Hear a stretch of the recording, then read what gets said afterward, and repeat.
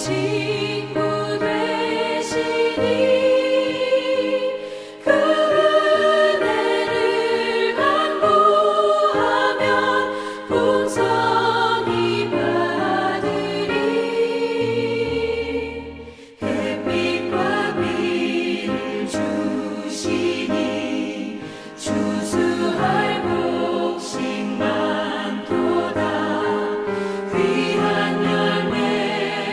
주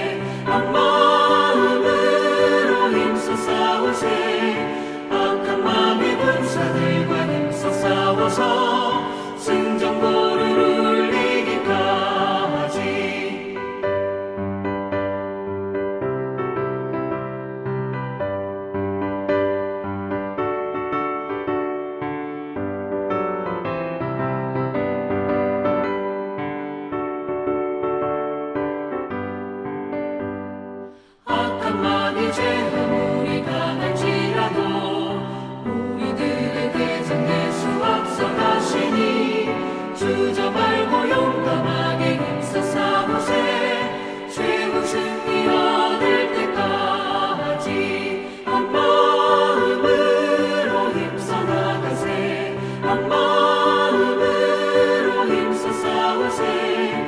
악한 마귀 군사들과 힘써 싸워서 승전보를 울리기까지.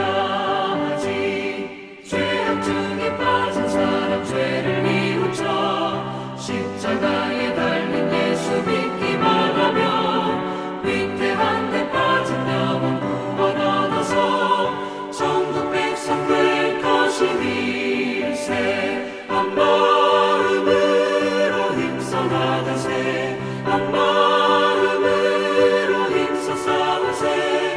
악한 마귀 군사들과 힘써 싸워서 승전보를 울리기까지.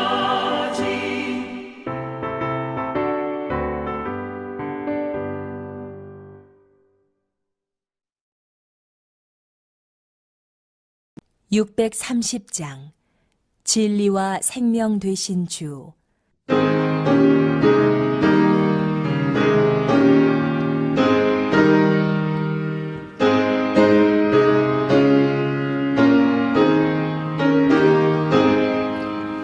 진리와 생명 되신 주, 이번을 바치옵니다. 믿음과 소망 사랑에 한 마음 되게 하소서.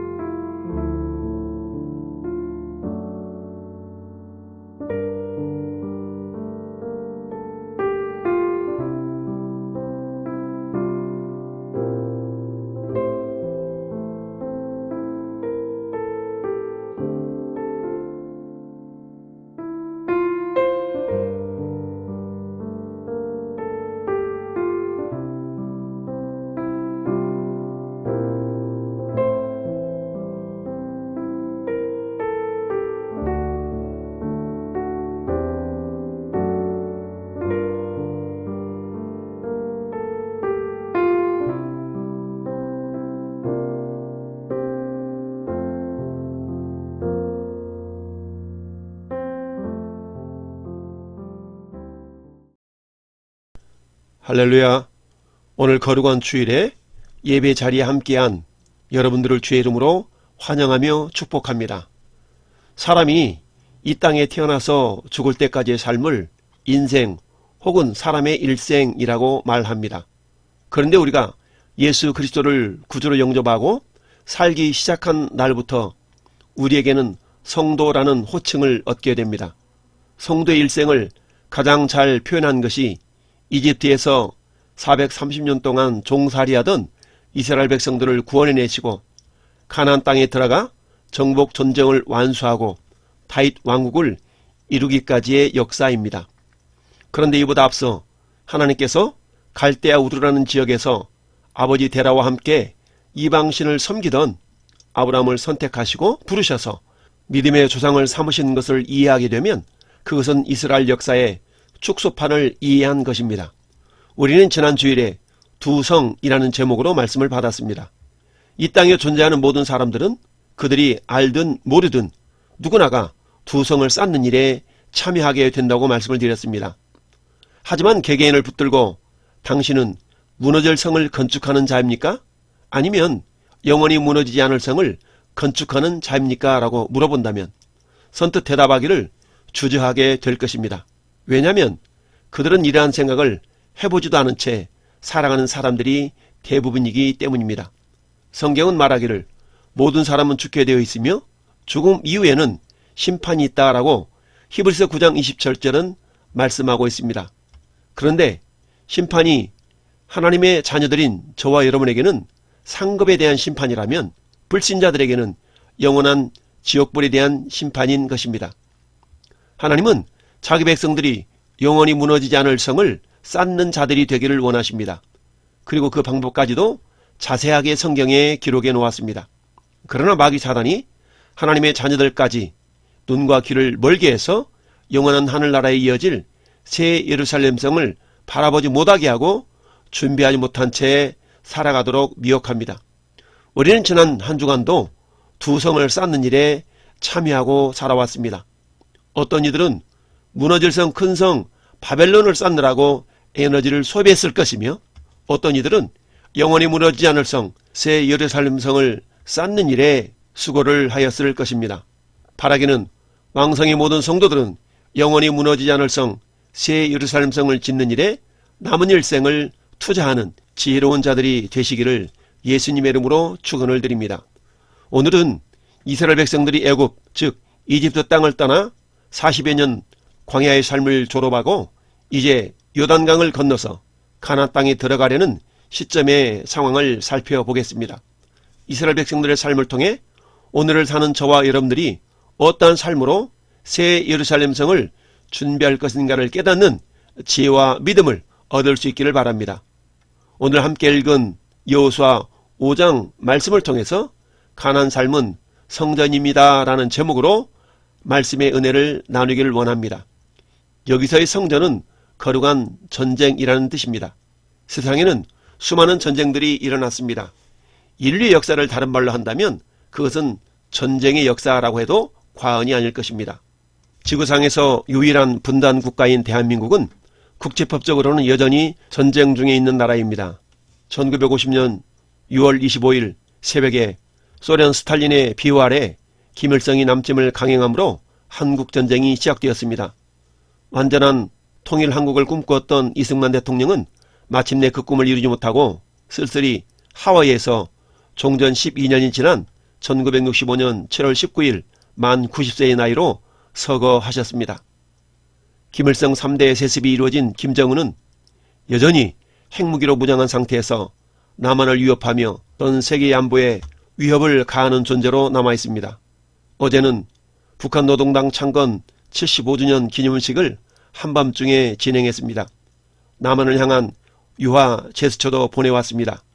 그러나 6.25 전쟁 발발 70년이 흘렀음에도 불구하고 북한 공산정권은 적화 야욕을 한 번도 버린 적이 없다는 사실을 우리는 깨달아야 합니다.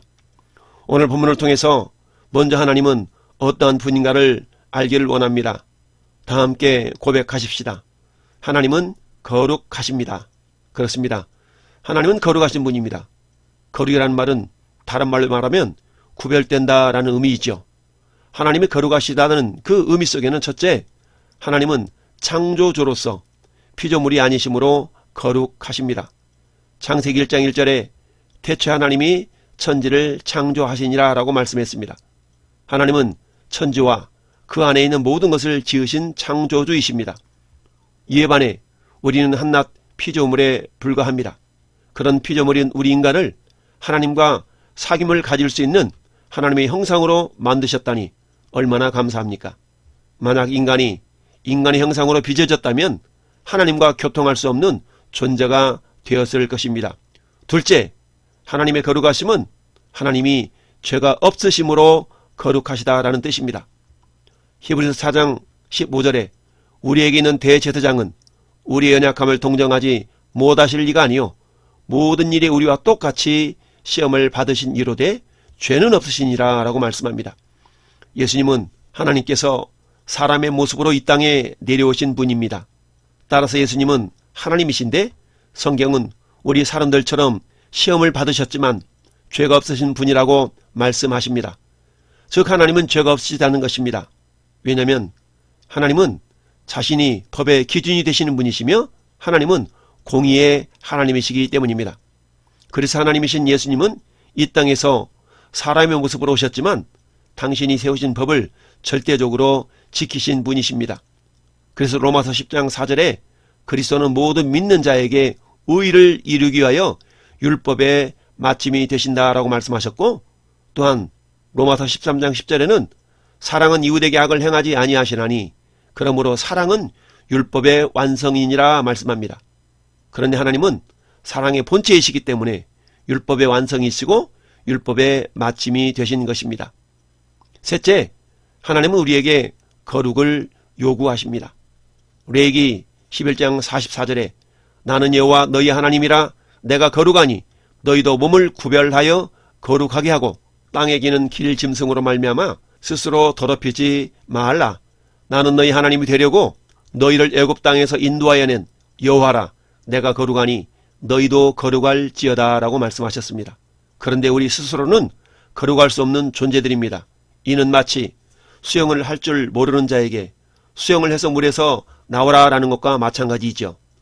수영을 할 줄 모르는 사람에게 안전 튜브를 던져준다면 물에 빠진 사람은 그 튜브를 붙잡고 물에서 나올 수 있는 것처럼 우리들이 거룩해지는 것은 오직 예수 그리스도의 보혈의 공로를 믿고 붙잡는 것입니다. 요한일서 1장 7절에 그가 빛 가운데 계신 것 같이 우리도 빛 가운데 행하면 우리가 서로 사귐이 있고 그 아들 예수의 피가 우리를 모든 죄에서 깨끗하게 하실 것이요 라고 말씀합니다. 뿐만 아니라 히브리서 10장 10절에 이 뜻을 따라 예수 그리스도의 몸을 단번에 들이심으로 말미암아 우리가 거룩함을 얻었노라 라고 말씀합니다. 예수께서 십자가에 흘리신 보배로운 피 때문에 우리가 거룩함을 얻은 것입니다. 넷째, 거룩은 성전의 필수 조건입니다. 거룩한 전쟁은 영적인 전쟁입니다.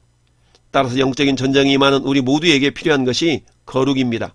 왜냐하면 마귀는 하나님의 자녀들로 하여금 거룩한 삶을 살지 못하도록 다양한 죄의 유혹으로 범죄케 합니다. 범죄한 사람은 거룩한 전쟁에서 이미 패배한 것이지요.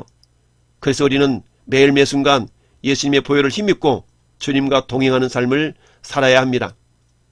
히브리서 9장 12절 말씀에 염소와 송아지 필요하냐고 오직 자기 피로 영원한 속죄를 이루사 단번에 성소에 들어가셨느니라. 성소는 하나님께서 임재하시는 장소입니다. 따라서 성소에 들어간다는 것은 주님과 동행한다는 의미입니다. 주님과 동행하는 자라야 악한 마귀 사단이 미혹하는 이 세상의 전쟁에서 이길 수가 있는 것입니다. 거룩한 전쟁은 영적인 전쟁입니다. 따라서 성전에 임하는 성도들은 영적인 무기로 무장을 해야 합니다. 그래서 바울 사도는 에베소 교회를 향해서 이 거룩한 전쟁, 곧 영적인 전쟁을 위하여 하나님의 전신갑주를 입으라라고 명령하고 있는 것입니다. 가나안의 삶은 거룩한 전쟁이라고 했습니다. 오늘 말씀을 통해서 거룩한 전쟁에 필요한 요소 3가지를 살펴보기를 원합니다. 첫째, 성전에 필요한 요소는 유월절 신앙을 가지라라는 것입니다. 오늘 본문 10절에는 이스라엘 백성들이 요단을 건넌 후에 길갈에서 진을 치고 여리고 평지에서 유월절을 지켰다라고 말씀합니다. 여호수아 오늘 5장 10절에 또 이스라엘 자손들이 길갈에 진쳤고 그달 14일 저녁에는 여리고 평지에서 유월절을 지켰으며 라고 말씀합니다. 유월절이 어떠한 절기입니까? 그것은 첫째, 출애굽을 위한 유월절인 것이죠. 이스라엘 백성들이 애굽에서 430년 동안 종살이하던 곳에서 해방시키시기 위해서 하나님은 모세와 아론을 애굽왕 바로에게서 10가지 재앙을 내립니다. 그 가운데 마지막 재앙이 애굽의 모든 처음 난 것들, 즉 짐승이나 사람의 장자를 죽이는 재앙이었습니다. 이 재앙은 애굽왕 바로라고 예외일 수가 없었습니다. 그러나 이스라엘 백성들의 첫 새끼나 장자는 죽이지 않는 심판이었던 것입니다. 그 구분을 양이나 염소를 잡고 그 피를 이스라엘 백성들이 머무는 집에 좌우 설주와 인방에 바르고 그들은 잡은 양이나 염소의 고기를 구워서 쓴 나물과 함께 먹으라라는 것입니다. 여호와의 사자가 피가 발라진 이스라엘 가정은 보호하시고 즉 건너가시고 애굽의 모든 장자와 첫새끼들은 죽임을 당했습니다. 이것을 기념하고 기억하기 위해서 세운 절기가 유월절인 것이지요. 출애굽기 12장 13절에 내가 애굽 땅을 칠 때에 그 피가 너희가 사는 집에 있어서 너희를 위하여 표적이 될지라 내가 피를 볼 때에 너희를 넘어가리니 재앙이 너희에게 내려 멸하지 아니하리라. 너희는 이 날을 기념하여 여호와의 절기를 삼아 영원한 규례로 대대에 지킬지니라 라고 말씀하셨습니다. 그런데 하나님께서는 유월절을 지키는 조건으로 할례를 행하라고 말씀하셨습니다. 할례는 내가 죽고 예수로 사는 것을 의미합니다. 이스라엘 백성들이 이제는 자신들의 의지가 아닌 하나님의 의지로 산다는 것을 고백하는 믿음의 표인 것이죠. 할례는 오늘날 세례에 해당합니다. 이스라엘 백성들이 이처럼 이집트에서 구원받은 것을 기념하기 위해서 유월절 절기를 처음으로 이집트 땅에서 지킨 것입니다. 두 번째 지킨 유월절 절기는 광야의 삶을 위한 유월절이었습니다. 이스라엘 백성들이 애굽에서 구원을 받은 후에 하나님은 모세를 통해서 시내의 광야에서 다시 한번 유월절을 지키게 하셨습니다. 물론 광야에서 유월절을 지킨다는 것은 쉬운 일이 아니었습니다. 그래서 광야 40년 동안 단 한 번의 유월절만을 지키게 된 것이지요. 민수기 9장 1절 2절은 애굽 땅에서 나온 다음 해 첫째 달에 여호와께서 시내 광야에서 모세에게 말씀하여 이르시되 이스라엘 자손에게 유월절을 그 정한 절기에 지키게 하라라고 명령하셨습니다. 유월절을 지키기 위한 조건이 할례라고 했습니다. 그래서 홍해를 건널 때 이스라엘 백성들은 이미 죽은 것이나 다름이 없는 것입니다. 그래서 홍해를 건넌 사건을 사도 바울은 세례라고 해석을 했습니다. 고린도전서 10장 1절에 형제들아 나는 너희가 알지 못하기를 원하지 아니하노니 우리 조상들이 다 구름 아래에 있고 바다 가운데로 지나며 모세에게 속하여 다 구름과 바다에서 세례를 받고 라고 말씀합니다. 따라서 홍해를 건넌 모든 사람들이 할례를 받은 것으로 인정되고 유월절을 지킴으로 광야를 하나님의 능력으로 건너게 될 것을 말씀하신 것입니다. 그리고 이스라엘 백성들은 이것을 믿고 순종하며 하나님이 세우신 모세와 아론을 따라서 건너면 되었던 것이죠. 그러나 이스라엘 백성들은 하나님을 믿지 못했습니다. 하나님이 세우신 모세와 아론을 원망했습니다. 다시 애굽으로 돌아가자고 원망과 불평과 시위를 했습니다. 그 결과로 광야 인생이 40년으로 늘어났고 불신앙과 불순종의 세대는 마침내 광야에서 다 죽고 말았습니다. 세 번째, 가나안 정복을 위한 유월절입니다. 오늘 본문 10절에 기록된 유월절은 결국 애굽에서 처음 시행한 유월절을 통해서 출애굽의 은혜를 기억했던 것이며 신의 광야에서 행한 유월절은 이제 광야를 지나감에 있어서 필요한 믿음을 세우고 점검하는 유월절 절기였던 것입니다. 이제 요단강을 건넌 후 지키는 유월절은 불신앙의 이스라엘 백성들이 광야 40년 동안 모두 죽고 광야에서 태어난 세대 가운데서 할례를 행하지 않은 자들에게 할례를 행한 후에 지킨 유월절인 것입니다. 이 역시 가나안 땅에 들어가는 것은 거룩한 땅에 들어가는 것이기 때문에 이스라엘이 유월절 절기를 먼저 지킴으로 거룩함에 이르게 하신 것입니다. 오늘 5장 6절의 말씀을 보면 이스라엘 자손들이 여호와의 음성을 청종하지 아니하므로 여호와께서 그들에 대하여 맹세하사 그들의 조상에게 맹세하여 우리에게 주리라고 하신 땅 곧 젖과 꿀이 흐르는 땅을 그들이 보지 못하게 하리라 하시매 애굽에서 나온 족속 곧 군사들이 다 멸절하기까지 40년 동안을 광야에서 헤매었더니 그들의 대를 잊게 하신 이 자손에게 여호수아가 할례를 행하였으니 길에서는 그들에게 할례를 행하지 못하였으므로 할례 없는 자가 되었음이었더라 라고 말씀합니다. 그렇다면 오늘 이 시대를 살아가는 저와 여러분들에게 있어서 필요한 유월절은 무엇입니까? 그것은 우리의 삶이 매일매일이 거룩한 영적인 전쟁임을 깨달아야 하기 때문에 유월절이 필요한 것입니다. 이 영적 전쟁이 말이면 우리 모든 성도들도 유월절을 지키는 자들이 되어야 합니다. 유월절의 의미가 죄와 사망에서 구원하신 것을 감사하며 그 은혜를 기억하며 지키는 것입니다. 따라서 우리는 예수님을 믿기 이전에는 마귀의 종들이었습니다. 그러나 이제 예수님의 보혈 때문에 우리는 죄사함을 받고 하나님의 거룩한 자녀의 신분이 된 것입니다. 고린도후서 5장 15절에 그가 모든 사람을 대신하여 죽으심은 살아있는 자들로 하여금 다시는 그들 자신을 위하여 살지 않고 오직 그들을 대신하여 죽었다가 다시 살아나신 이를 위하여 살게 하려 함이라. 그런즉 누구든지 그리스도 안에 있으면 새로운 피조물이라. 이전 것은 지나갔으니 보라 새 것이 되었도다 라고 말씀합니다.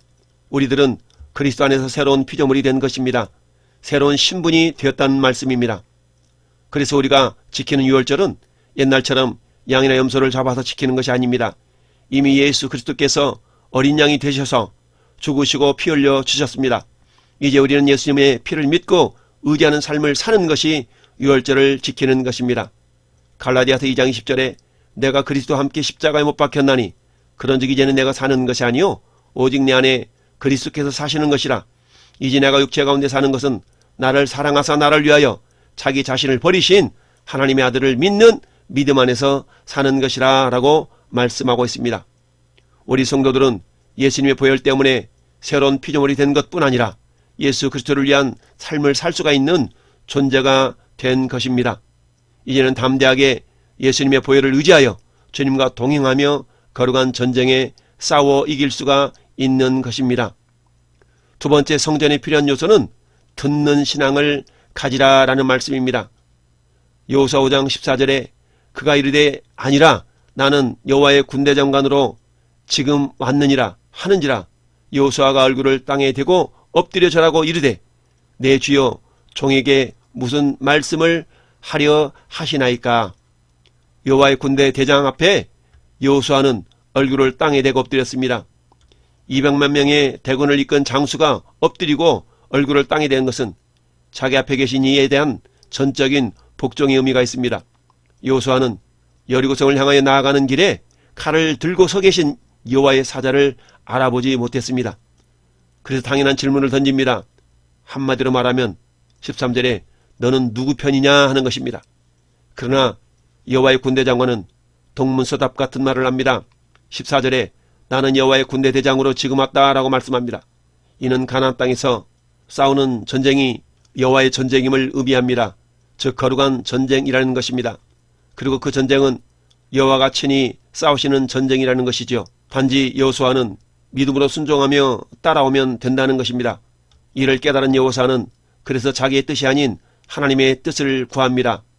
14절에 내 주여 종에게 무슨 말씀을 하시려나이까. 여호수아는 여호와의 군대 대장을 향해서 주, 즉 아도나이라고 고백을 합니다. 그리고 자신은 주님의 종이라고 고백합니다. 종은 주인의 뜻을 알고 행하는 자입니다. 그래서 중요한 것은 주인의 뜻이지요. 이에 여호수아는 주인의 뜻을 알고자 말씀해 달라는 것입니다.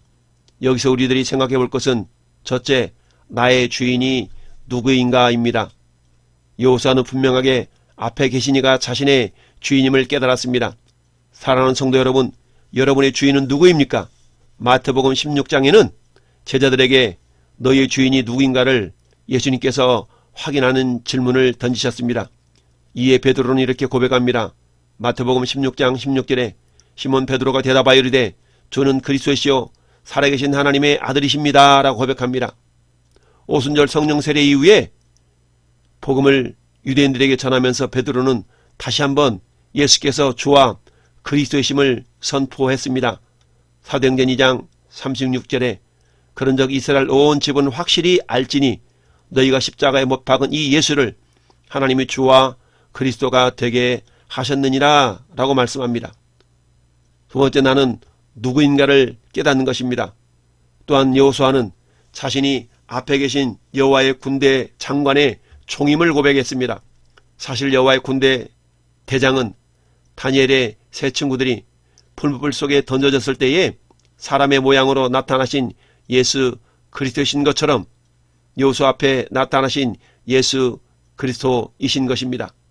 다니엘서 3장 23절에 이 세 사람 사드락 메삭 아벳느고는 결박된 채 맹렬히 타는 풀무불 가운데 던져졌더라.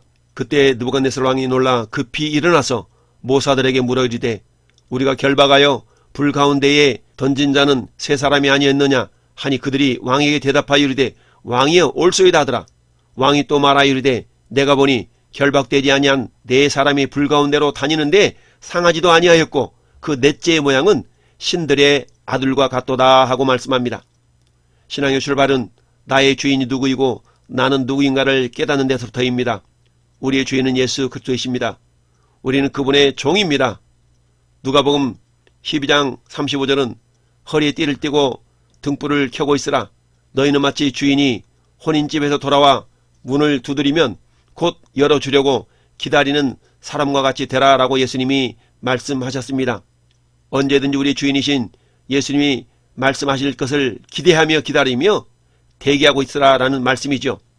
세 번째, 우리의 신앙이 입의 신앙이 아닌 귀의 신앙인이 되라 라는 말씀입니다.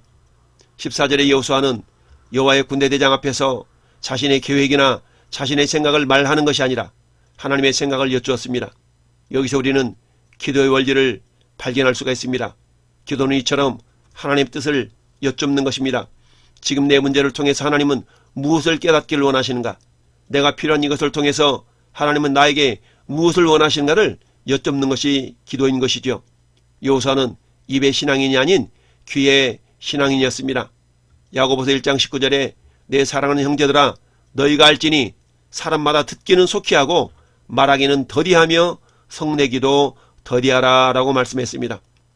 하나님께서 사람에게 귀를 2개, 입을 하나만 만드신 까닭은 말하기보다 듣기를 2배로 하라는 것일 수가 있습니다. 솔로몬은 아버지 다윗을 이어 이스라엘의 왕이 되었을 때에 하나님 앞에 일천부원제를 드렸습니다. 그때 하나님께서 나타나셔서 네가 원하는 것이 무엇이냐라고 질문했습니다. 이때 솔로몬은 그 어떤 것보다도 듣는 마음을 구했습니다. 열왕기상 3장 9절에 누가 주의 임하는 백성을 재판할 수 있사오리까? 듣는 마음을 종에게 주사 주의 백성을 재판하여 선악을 분별하게 하옵소서. 솔로몬이 이것을 구하며 그 말씀이 주의 마음에 든지라 라고 성경은 말씀합니다. 듣는 신앙은 기도하는 신앙입니다. 거룩한 전쟁 곧 성전에서 승리하기 위해서는 쉬지 말고 기도하라는 말씀처럼 쉼없이 주님의 뜻을 구하는 기도의 신앙 곧 듣는 신앙이 필요한 것입니다. 성전에 필요한 요소 세 번째는 순종하는 신앙입니다. 15절에서 여호와의 군대대장은 여호수아에게 내 발에서 신을 벗으라 라고 명령했습니다. 이 말씀에서는 다음과 같은 4가지의 순종의 의미를 내포하고 있음을 알아야 합니다. 첫째는 거룩에 대한 순종입니다. 즉 이 싸움은 거룩한 싸움임을 알고 거룩하라는 것입니다. 신발을 벗는 행위는 완전한 복종이요 순종을 나타냅니다. 적진을 앞에 두고 신을 벗는 것은 위험하기 짝이 없습니다. 그럼에도 불구하고 이 전쟁의 주관자가 하나님이심을 믿고 순종해야만 하는 것입니다. 오늘날 우리들이 싸우는 전쟁도 물리적인 전쟁이 아닙니다. 영적인 거룩한 전쟁인 것입니다. 그래서 필요한 무기는 하나님의 전신갑주인 것이지요. 에베소서 6장 12절에 우리의 씨름은 혈과 육을 상대하는 것이 아니요 통치자들과 권세들과 이 어둠의 세상 주권자들과 하늘에 있는 악의 영들을 상대함이라. 그러므로 하나님의 전신갑주를 취하라. 이는 악한 날에 너희가 능히 대적하고 모든 일을 행한 후에 서기 위함이라 라고 말씀합니다. 이처럼 우리들도 거룩한 싸움, 즉 구별된 싸움을 위한 무장이 필요한 것입니다. 이를 위한 순종이 절대적으로 필요합니다. 두 번째, 요단을 밟아 건너라는 명령에 대한 순종입니다. 여호수아 3장 13절에 온 땅의 주 여호와의 궤를 맨 제사장들의 발바닥이 요단물을 밟고 멈추면 요단 물 곧 위에서부터 흘러내리던 물이 끊어지고 한 곳에 쌓여 서리라. 여호와의 언약궤를 맨 제사장들은 요단 가운데 마른 땅에 굳게 섰고 그 모든 백성이 요단을 건너기를 마칠 때까지 이 모든 이스라엘은 그 마른 땅으로 건너갔더라 라고 말씀합니다. 요단강은 갈수기 때와 풍수기 때가 전혀 다릅니다. 갈수기 때는 마치 개울물 같습니다. 그런데 풍수기 때는 큰 강을 이룹니다. 하나님은 하필이면 갈수기가 아닌 풍수기 때에 강을 건너게 하셨을까요? 여호수아는 하나님께 따드묻지 않고 순종했습니다. 여호수아 3장 15절에 요단이 곡식 거두는 시기에는 항상 언덕에 넘치더라. 궤를 맨 자들이 요단에 이르며 궤를 맨 제사장들의 발이 물에 잠기자 곧 물이 끊어졌다라고 성경은 말씀합니다. 이처럼 우리의 상식과 이해할 수 없는 하나님의 요구가 있다 할지라도 순종하는 자들을 통해서 하나님은 거룩한 전쟁을 이끌어 가십니다. 오늘날에도 이러한 영적인 원리는 동일합니다. 하나님께서는 이처럼 풍수기 때에 요단을 건너가게 하신 이유를 4장에서 이렇게 밝히고 있습니다. 여호수아 4장 24절에 이는 땅의 모든 백성에게 여호와의 손이 강하신 것을 알게 하며 너희가 너희의 하나님 여호와를 항상 경외하게 하려 함이라 라고 말씀했습니다. 이를 고상한 말로 표현한다면 하나님의 영광을 드러내시기 위함이라 라는 말씀입니다. 고린도전서 10장 31절에 그런즉 너희가 먹든지 마시든지 무엇을 하든지 다 하나님의 영광을 위하여라 라는 말씀이 있습니다. 세 번째, 원수의 목전에서 할례를 행하라는 명령에 순종하라는 것이죠. 여호수아 5장 2절은 그때 여호와께서 여호수아에게 이르시되 너는 부싯돌로 칼을 만들어 이스라엘 자손들에게 다시 할례를 행하라 하시매 여호수아가 부싯돌로 칼을 만들어 할례산에서 이스라엘 자손들에게 할례를 행하였다라고 말씀합니다. 하나님은 철저하게 가나안 전쟁이 하나님의 전쟁임을 깨닫도록 하신 것입니다. 할례는 내가 죽고 예수로 사는 세례와 같다라고 했습니다. 그래서 가나안의 삶의 시작을 예수로 시작하라는 것입니다. 우리의 신앙도 이와 같습니다. 이제 우리는 나는 죽고 예수로 사는 삶을 살기를 고백하는 것이 세례요 거룩한 전쟁에서 승리하는 비결입니다. 네 번째 마지막으로 임마 누에를 믿고 순종할 때 승리한다는 것입니다. 여호수아는 모세를 이어 200만 명을 인도하는 지도자로 세움을 입었습니다. 모세가 떠난 지도자 여호수아에게는 당연히 두려움이 말 수밖에 없었습니다. 그러자 하나님은 모세는 떠났지만 내가 너와 함께한다는 믿음을 심어주셨습니다. 즉 임마누엘 신앙을 심어주신 것입니다. 여호수아 1장 1절에 여호와의 종 모세가 죽은 후에 여호와께서 모세의 수종자 눈의 아들 여호수아에게 말씀하여 이르시되 5절에 내 평생에 너를 능히 대적할 자 없으리니 내가 모세와 함께 있었던 것 같이 너와 함께 있을 것임이니라. 내가 너를 떠나지 아니하며 버리지 아니하리라 하시리니 내가 네게 명령한 것이 아니냐. 강하고 담대하라. 두려워하지 말며 놀라지 말라.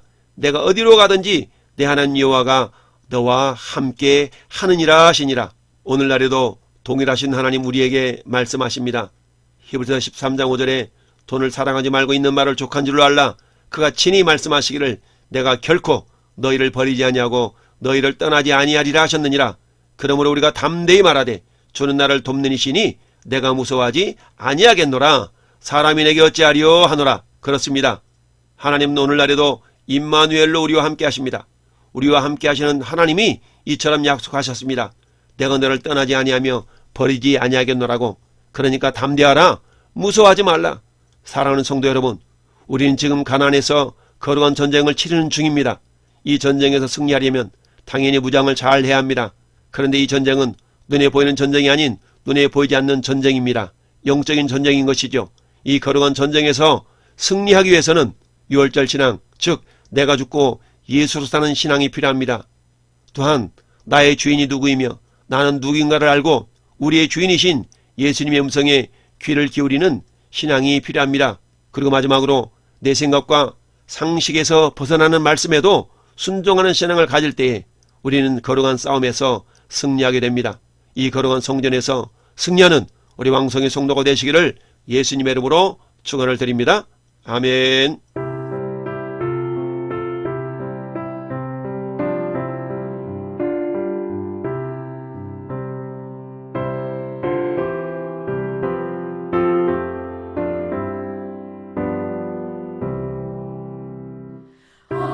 어디든지 예수 나를 이끌면 어디든지 예수 함께 가